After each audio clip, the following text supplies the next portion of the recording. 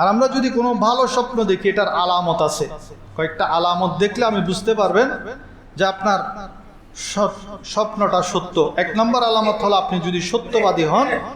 2 নম্বর হলো আপনি এই স্বপ্নটা দেখে যদি মানসিকভাবে স্বস্তি লাভ করেন। 3 নম্বর হলো আপনি সত্য স্বপ্ন হলে, ভালো স্বপ্ন হলে সেটা সংক্ষিপ্ত হবে, সেটা একদম সিরিয়াল হবে না। অনেকে স্বপ্ন, আমাদের কাছে অনেকে স্বপ্নের কথা বলে, জিজ্ঞেস করে, এমন ঘটনা বলতে বলতে এত দীর্ঘ হবে না। যেটা ভালো স্বপ্ন, সত্য স্বপ্ন, এটা হবে সংক্ষিপ্ত। এবং যদি সত্য স্বপ্ন হয় সেটা আপনি বারবার, আল্লাহ আপনাকে বারবার দেখাবেন, পুনরাবৃত্ত হবে। যেমন ইব্রাহিম আলাইহিস সালামকে দেখানো হয়েছে, প্রথমে বলেছেন তোমার প্রিয় বস্তু কোরবানি করা, আবার দেখিয়েছেন বারবার। এবং একই স্বপ্ন অনেকেই দেখবে।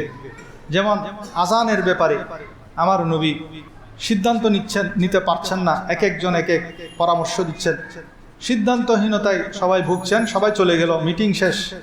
পরের দিন সকালে এক সাহাবী এসে বলে, ইয়া রাসূলুল্লাহ, আমি স্বপ্নে দেখলাম এই আজান কিভাবে দিবে এক ফেরেশতা আমাকে আজানের শব্দগুলা বলে দিয়েছেন। তো আমার নবী বেলালকে শিখিয়ে দিলেন। বেলাল যখন আজান দিচ্ছেন, সাথে সাথে ওমর রাদিয়াল্লাহু এবং আরো কয়েকজন সাহাবী ছুটে আসলো, বলে, ইয়া রাসূল, আমিও দেখেছি স্বপ্নে এই শব্দগুলা, এই যে আজানের শব্দ। তাহলে আমরা যে আজান দিচ্ছি, এই আজানটা কিন্তু স্বপ্নের মাধ্যমে এসেছে, এক সাহাবীর স্বপ্নের মাধ্যমে আজানটা এসেছে। কত গুরুত্বপূর্ণ আমাদের স্বপ্নটা। রুইয়ায়ে সালেহা। আল্লাহুম্মা সাল্লি আলা সাইয়্যিদিনা মাওলানা মুহাম্মদ ওয়া আলা আলি সাইয়্যিদিনা মাওলানা। এবং স্বপ্ন সত্য হওয়ার আরেকটা শর্ত হলো সেটা শেষ রাতে যেটা দেখা হয় সেটা বেশি সত্য হয়। এবং আমার নবীজির একটি হাদিসের মধ্যে আমরা পাই যে কিয়ামত যখন নিকটবর্তী হবে তখন আল্লাহ রাব্বুল আলামিন মুমিনদেরকে বেশি বেশি সত্য স্বপ্ন দেখাবেন। ইজা তাকারাবাজ জামানু লাম তাকাদ রুয়াল মুমিনি তাকজিব। কিয়ামতের সময় যখন ঘনিয়ে আসবে, কাছাকাছি আসবে, মুমিন বা বিশ্বাসীদের স্বপ্ন ঠিক তত সঠিক হতে থাকবে। মুমিনদের স্বপ্ন তখন সবচেয়ে বেশি সত্য হবে কিয়ামতের আগ মুহূর্তে। স্বপ্নের ব্যাপারে ইসলামিক দিক নির্দেশনা, 1 নম্বর দিক নির্দেশনা হলো হিংসুককে স্বপ্ন না বলা। সেটার শিক্ষা আমরা একজন জলিলুল কদর পয়গাম্বর ইয়াকুব আলাইহিস সালাম থেকে পাই। ইউসুফ আলাইহিস সালাম যখন স্বপ্নে দেখলেন, ক্বালা, বাবাকে বলছেন যে আমাকে 11টা তারকা, চন্দ্র, সূর্য সিজদা করছেন।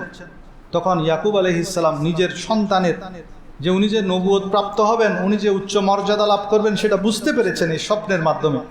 তখন তিনি সন্তানকে বলেন, ক্বালা ইয়া বুনাইয়া লা তাকসুস রুয়াকা আলা ইখওয়াতিক ফায়াকিদু লাকা কাইদা। খবরদার, সাবধান। ইয়াকুব আলাইহিস সালাম ইউসুফ আলাইহিস সালামকে বলছেন, সাবধান, এই স্বপ্নের কথা তুমি তোমার ভাইদেরকে এই স্বপ্নের কথা বলবে না।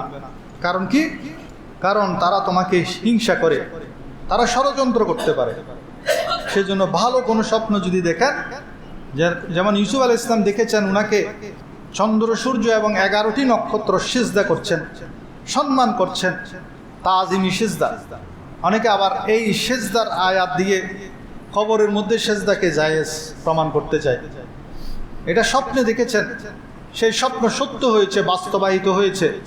তাদের শরীয়ত একটা, আমাদের শরীয়ত আরেকটা। সেই শরীয়তে তখনকার জন্য সেটা জায়েজ ছিল, কিন্তু এখন সেটার উপর ভিত্তি করে আমরা যদি বলি না মাজারের মধ্যে গিয়ে সিজদা করো, এটা হারাম। মাজারে গিয়ে সিজদা করা কি? হারাম।